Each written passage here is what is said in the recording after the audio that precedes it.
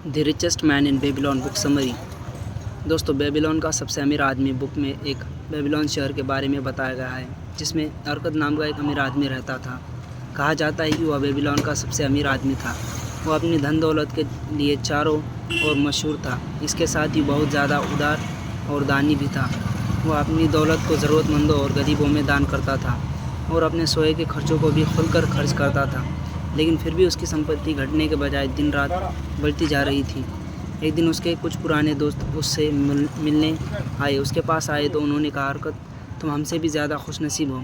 तुम बेबीलोन के सबसे अमीर आदमी हो, जबकि हम अपने वजूद के लिए संघर्ष कर रहे हैं। तुम अपने सबसे अच्छे कपड़े पहन सकते हो और हम सबसे दुर्बल भोजन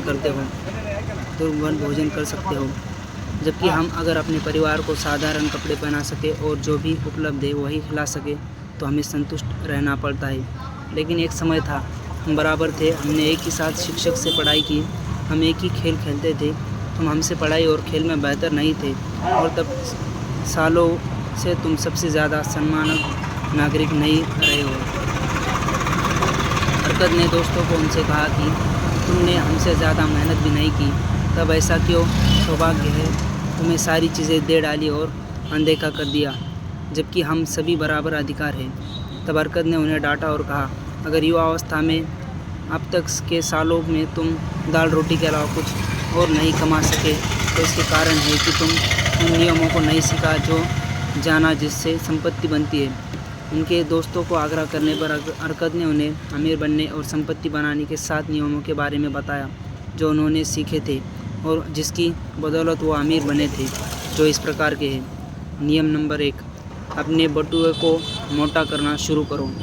इसका नियम में अरकद अपने दोस्तों को बताते हैं कि अपने बटुए को मोटा करने के लिए, अर्थात अपनी संपत्ति को बढ़ाने के लिए आमदनी का 10वां हिस्सा बचाना चाहिए। इससे हमारे पर्स जल्दी ही मोटा हो जाएगा।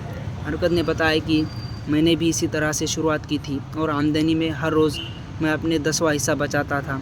अरकद ने एक उदाहरण देते हुए बताया कि आप अपने बिस्किट में रोज़ सुबह 10 अंडे डालें और हर शाम 9 अंडे निकाल लें तो क्या होगा?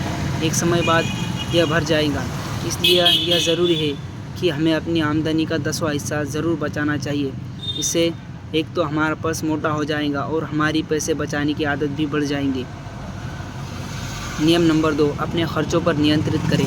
अरकद ने संपत्ति बनाने के लिए अपने दूसरों नियम में यह बताया है कि अपने खर्चों पर नियंत्रण रखना चाहिए। हमारे दैनिक जीवन में ऐसे अनेक खर्चे हैं जिससे हमें कुछ खर्चे की ज़रूरत है और नहीं है। उनमें खर्चों को पहचानना है, उन्हें रोकना है। आपको हमेशा अपने खर्च किए गए पैसों की 100% संतुष्टि मिलनी चाहिए। अरकद बताते हैं कि अपने सभी खर्चों को एक लिस्ट बनाएं। उन खर्चों में ऐसा खर्च शामिल करें जिनको न करने से हमारे जीवन पर कोई ख़ास फर्क नहीं पड़ने वाला। हमें इन खर्चों को हटाना चाहिए। आपको अपने खर्चों को 90% आमदनी में से ही खर्च करना है।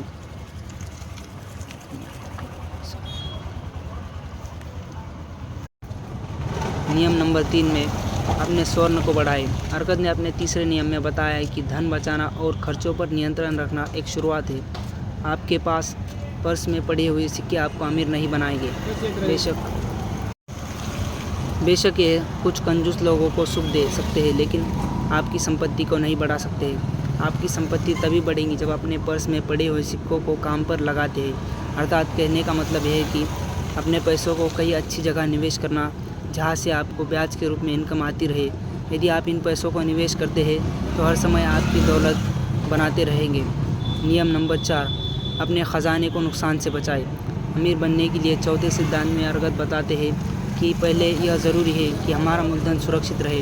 हमें जल्दी अमीर बनने के चक्कर में अपने पैसों को ऐसी जगह निवेश नहीं करना चाहिए जहां मूलधन में डूबने का ख़तरा हो।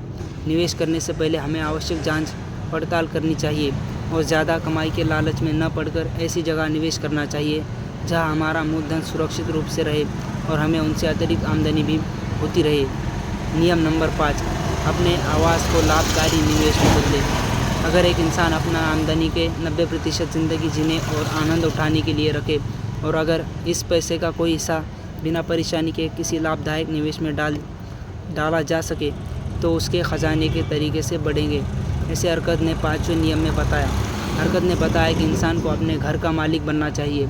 उसके पास अपना खुद का एक मकान होना चाहिए जिसमें वो और उसका परिवार रह सके। यदि आप किसी किराए के मकान में रहते हैं तो अगर आपका घर सोए का है तो इससे आपको बहुत से फ़ायदे मिलते हैं। आपको किराए के रूप में होने वाला खर्च बच जाता है जिससे आप लाभकारी योजनाओं में निवेश कर सकते हैं।